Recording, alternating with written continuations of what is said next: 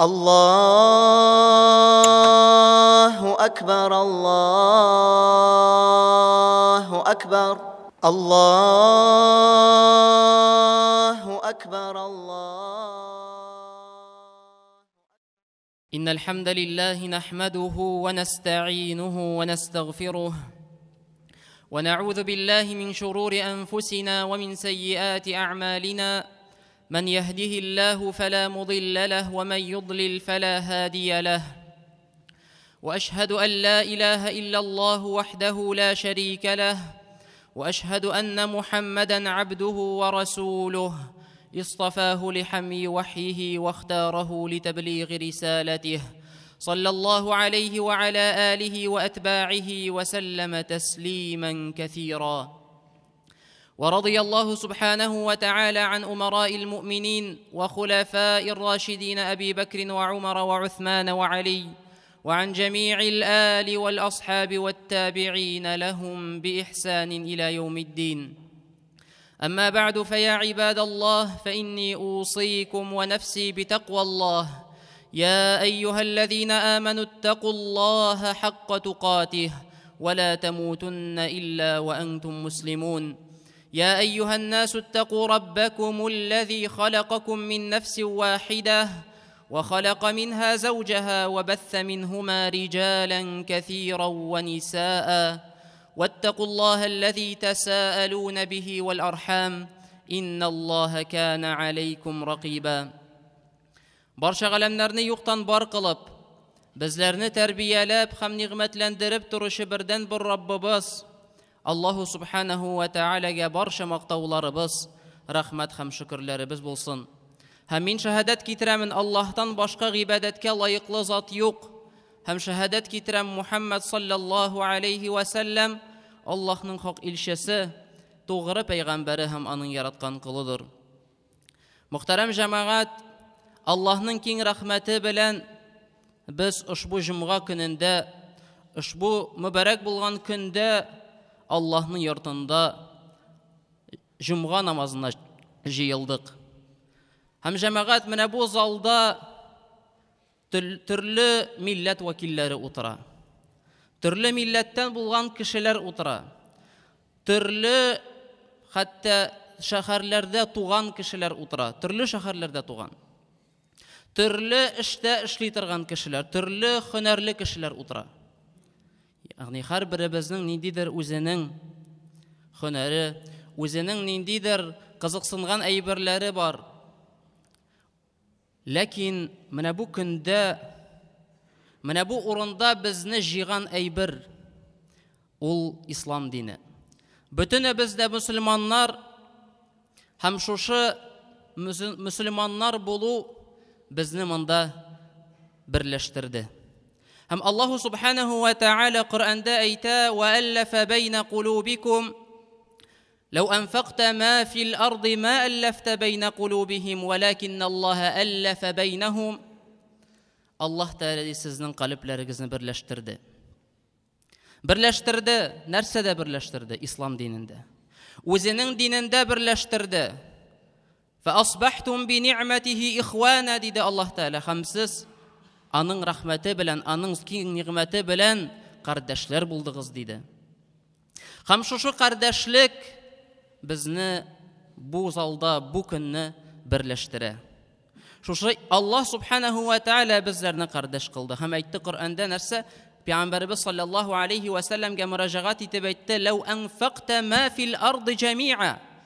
Әгәр дә син җир йөзендә булган бөтен әйберне сарыф итсәң дә ди, ма аллафта байнахум, син аларны берләштерә алмыйсың диде. Син аларны берләштерә алмас идең диде. Валакинна Аллаһ аллафа байнахум, ләкин Аллаһ Тәгалә берләштерде ди аларның калпләрен. Үзенең динендә берләштерде. Һәм инде Аллаһу субханаһу ва тааля үзенең китабында безгә кайбер җирләрдә әмер иткәндә ул бергә булуны әмер итә. Җәмәгать янында булуны әмер итә. Хәтта җомга намазына җыелуыбыз Аллаһ Тәгалә җомга сүрәсендә әйтә: "Я айюхаллазина аману иза нудия лис-салати мин яумил җумъати фас'ау иля зикриллахи ва зарул бай'. Заликум хайрул лакум ин кунтум та'ламун." Аллаһ Тәгалә әйтә: "Эй иман китергәннәр, эй иман китергәннәр." Һәм менә бу Аллаһ Тәгаләнең менә бу чакыруына җавап бирүчеләр без. Һәм менә шул әйбер безне берләштерә. Аллаһ Тәгалә әйтә: "Җомга көнне намазга чакыру булгач, Аллаһны искә алуга ашыгыгыз. Һәм сәүдәләрегезне калдырыгыз. Шуннан да бу сезнең өчен хәерлерәк" ди.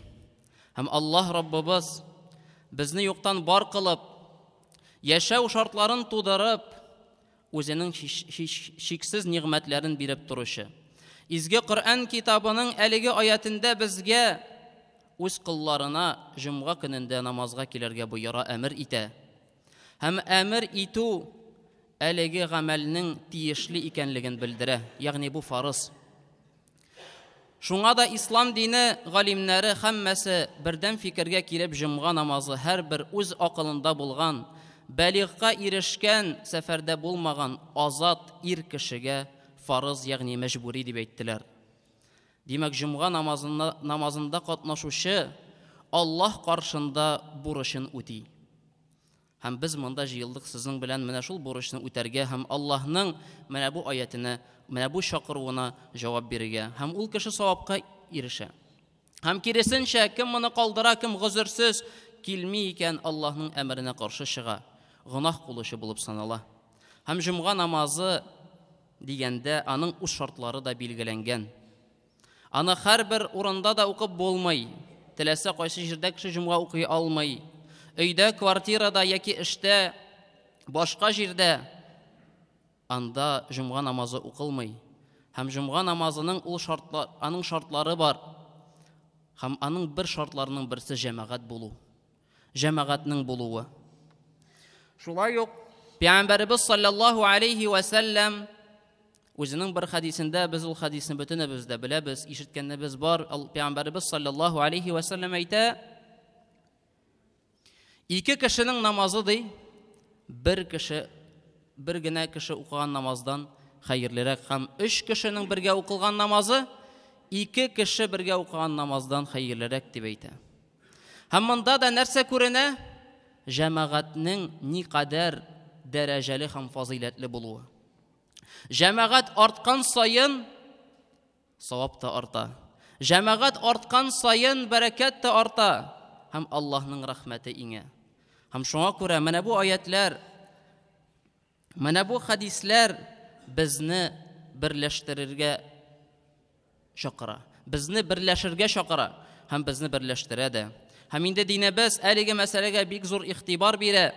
Аллаһу субханаһу ва тааля Али-Имран сүрәсенең 103-нче аятында әйтә: "Вa'тасиму бихаблиллаһи җами'ан ва ла тафаррaqu." Аллаһның арканына, ягъни диненә һәм китабына бергәләп ябышыгыз, берләшегез шунда һәм аерылмагыз ди. Аерылмагыз ди. "Вазкуру ни'маталлаһи алейкум." Һәм Аллаһ Тәгаләнең менә бу нигъмәтен искә алыгыз ди. "Из кунтум а'да'a." Кайчандыр сез бер-берегезгә дошман идегез ди. "Ва аллафа байна кулубикум." Һәм ул сезнең калипләрегезне берләштерде. "Ва асбахтум би ни'матиһи ихвана." Һәм сез аның рәхмәте белән кардәшләр булдыгыз. Һәм әгәр дә без Пәйгамбәрбез саллаллаһу алейхи ва саллямның сирасына карасак, сахабаларга карасак, алар да төрле кавымнардан булды. Алар да төрле кавымнардан булды. Бөтенесе дә Курайштан гына булмады. Башка кабиләләр дә булды. Мәдинә кабиләләре ислам кабул иттеләр. Ләкин исламга кадәр алар арасында зур дошманлык бар иде. Алар бер-берсен күрә алмыйлар иде, бер-берсен ышсатсалар сугышып китәләр иде. Үтерергә әзерләр иде бер-берсен, ләкин ислам килү белән ислам дине аларны бөтенсен дә берләштерде. Һәм аларның менә бу булган дошманлыклары китте, бер-берләренә карата мәхәббәт барлыкка килде. Һәм шуңа күрә әйткәнемчә, монда да без төрле милләттә булган кешеләр, төрле бәлки шартларда яши торган кешеләр, ләкин безне бөтенебезне берләштерә нәрсә? Аллаһның дине. Һәм менә бу әйбер бик көчле әйбер. Бер нәрсә дә шулай кешеләрне берләштерә алмый, Аллаһның дине кебек. Һәм Аллаһ Тәгалә моның турында үзе дә Коръәндә әйтте. Һәм инде әлеге аятны тәфсирләгәндә Имам Аль-Куртуби әйтә, Аллаһ үзара берләшергә буйыра ди. Вa'тасиму, Аллаһ Тәгалә әйтте, берләшегез диде. Үзара берләшергә буйыра һәм таркалудан тыя. Чөнки таркалу ул хәрәкәт, ә җәмәгать һәм бердәмлек ул котылу. Әйе җәмәгать, һәм шуңа күрә менә бу аяттан без аңлыйбыз. Әйе, безнең төрле фикерләр. Кемгәдер бер әйбер ошый, икенчесенә икенче әйбер ошый. Кемдер бу әйберне эшләргә ярата, икенчесе икенче әйберне эшләргә ярата.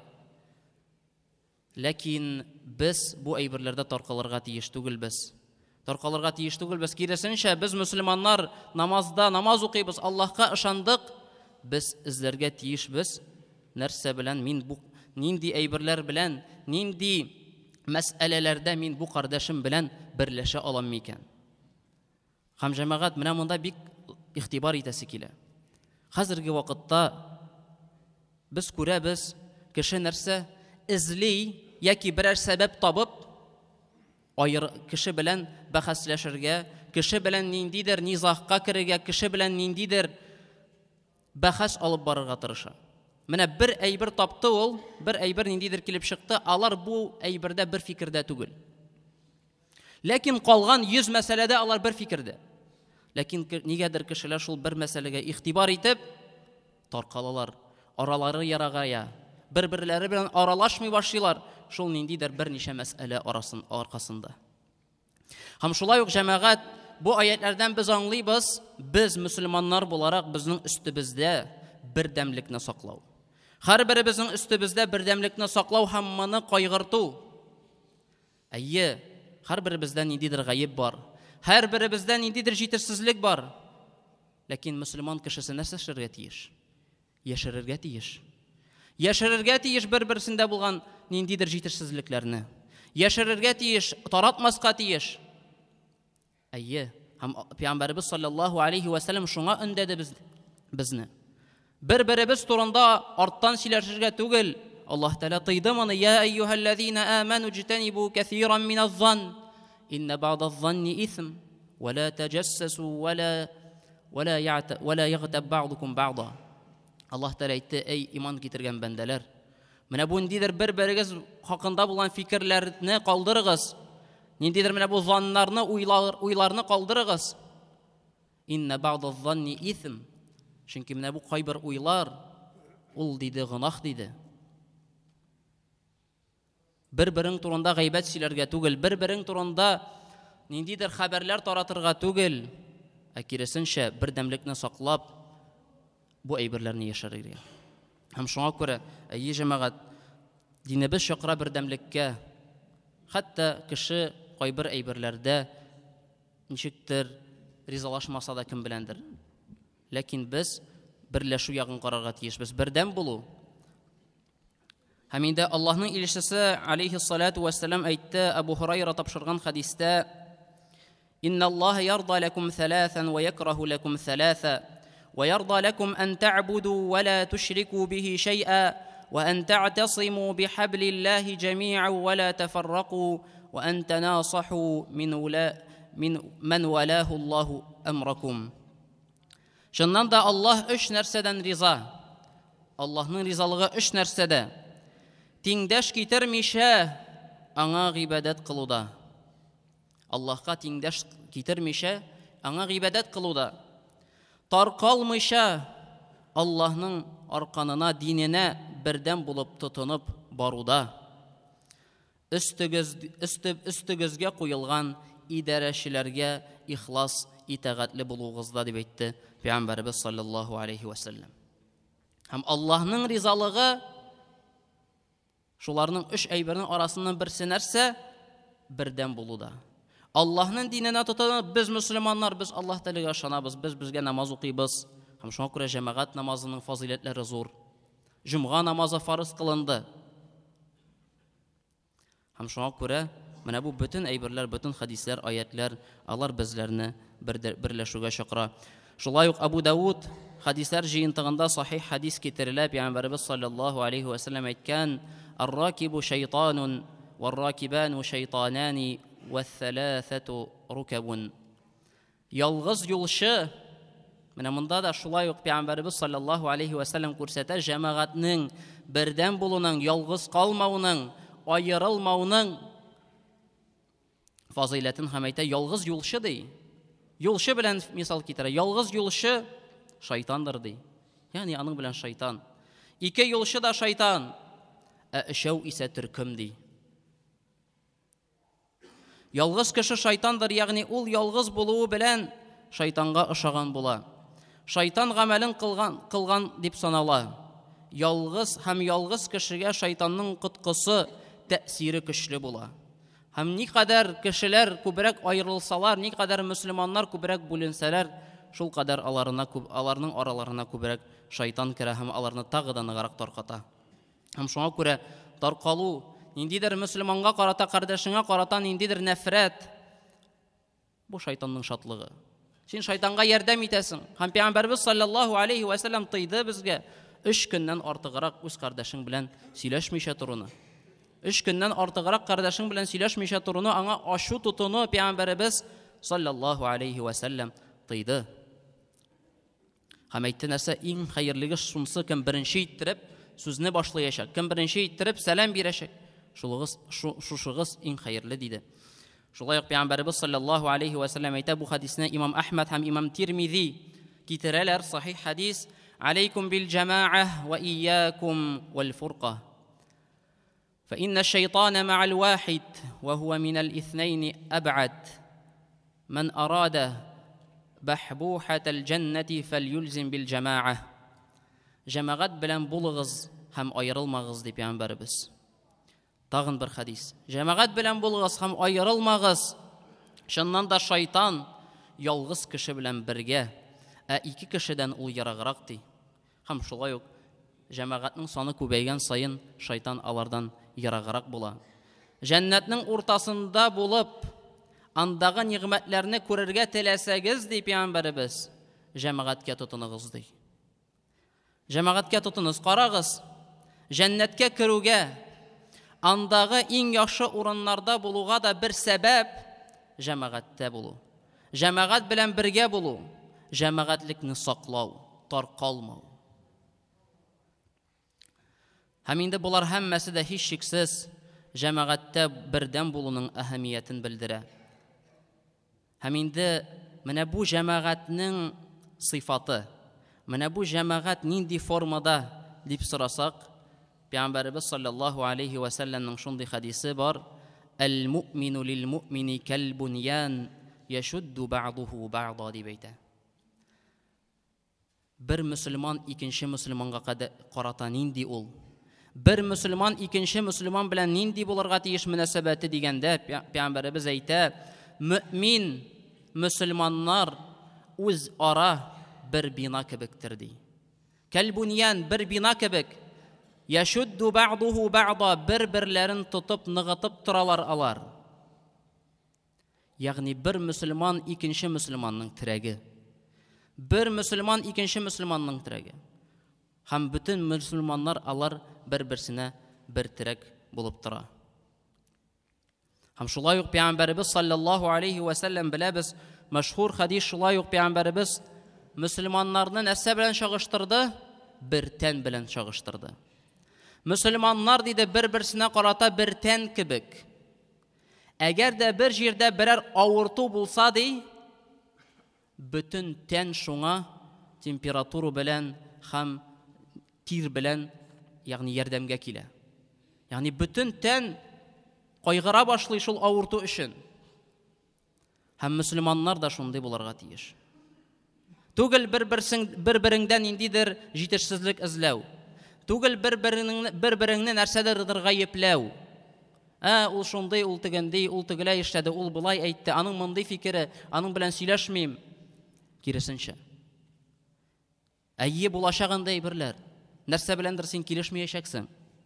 Без төрле. Бер төрле ике кеше юк җәмәгать. Һәм шуңа күрә кемдер булай аңлады, кемдер икенче төрле аңлады. Һәм бу әйбер низахка китерергә тиеш түгел. Ул бит синең кардәшең һаманда, ул бит исламнан чыкмады. Әл-муслиму лил-муслими кәл-буньян. Әл-муслиму ахул муслими.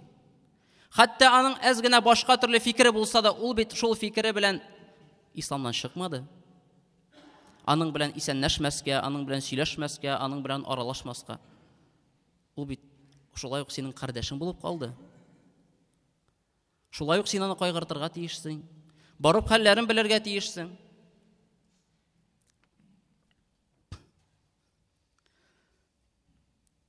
Һәм Пәйгамбәрбез саллаллаһу алейхи ва саллям шулай ук кардәшләр арасында булган менә бу мөнәсәбәтне күрсәтеп, кардәшләр хәтта гамәлләре белән түгел, йөрәкләре белән никадәр бер-берсенә якын һәм матур фикерле булырга тиешләрен күрсәтеп, Пәйгамбәрбез саллаллаһу алейхи ва саллям әйтә: "Ла ю'мину ахадукум хатта юхибба ли ахиhi ма юхиббу ли нафсиhi" дип әйтә. Тулы иман белән иман китермәс, ягъни иманы камил булмас шул кешенең, шуңа кадәр ул үзенең кардәшенә үзенә теләгәнне теләмәгәнче. Синең иманың камил булмас ди, тулы булмас ди, син үзеңнең кардәшеңә үзеңә теләгәнне теләмәгәнче. Не уверует полной верой среди вас никто до тех пор, пока не будет желать своему брату того же, что желает себе. Монда гамәл турында сүз бармый, монда йөрәктәге теләү турында, йөрәктәге халәт турында бара сүз. Хәтта син йөрәгеңдә үз кардәшеңә иң хәерлесен, иң яхшысын теләргә тиешсең. Һәм кеше моны үзендә тәрбияләргә тиеш. Әйе, ул җиңел түгел. Менә син үзеңә шуны телисең, мине алыр идем. Юк, кардәшеңә калдырасың, кардәшем дә шуны тели. Менә алсын ул. Шундый мөнәсәбәт булырга тиеш. Аллаһ субханаһу ва тааля үзенең китабында, Пәйгамбәрбез саллаллаһу алейхи ва саллям үзенең хадисләрендә, менә бу бөтен хадисләрдә чакыра бер-береңә мәрхәмәтле булуда, бер-береңә якын булуда, бер-береңә терәк булуда, ярдәм итүдә бергә булуга чакыра. Һәм без дә инде яшибез зур булмаган бер шәһәрдә. Әйе, менә монда ничә кеше утыра. Без бер-беребезне белергә тиешбез, аралашырга тиешбез. Кайбер вакытта кеше килә, без аны хәтта белмибез, мәчеткә йөри ул, без аның исемен дә белмибез. Сорамыйбыз да ничек хәлләре, кая яши, кем ул. Алай булырга тиеш түгел. Әл-муъмину лил-муъмини кәл-буньян, бер бина кебек бердән булырга тиешбез. Һәм шуңа күрә инде без үзебездә һәм үзебезнең балаларыбызда шундый мөнәсәбәтне тәрбияләргә тиешбез. Юл бирү, ярдәм итү, хәлне белү. Һәм инде Аллаһ субханаһу ва тааля безләрнең араларыбызны ныгытса иде, безләрне бер нык җәмәгать итсә иде, һәм инде җәмәгатьтә бәрәкәт. Пәйгамбәрбез саллаллаһу алейхи ва саллямның хадисе бар: "Ядуллаһи алал җамаа". Аллаһның ярдәме, Аллаһның кулы җәмәгать өстендә диде. Ягъни Аллаһ Тәала ярдәм итә җәмәгатькә. Аллаһ Тәала җәмәгатьне калдырмый. Әгәр дә кеше җәмәгатьтән чыкса, Аллаһ Тәала калдыра аны.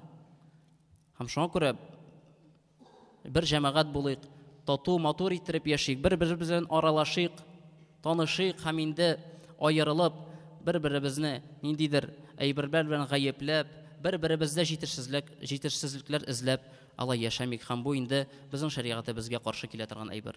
Ва aqulu qawli hadha wa astaghfirullah li wa lakum wa li sa'iril muslimin fastaghfiruhu innahu huwal ghafurur rahim. Allahu akbar, Allahu akbar, Allahu akbar, Allah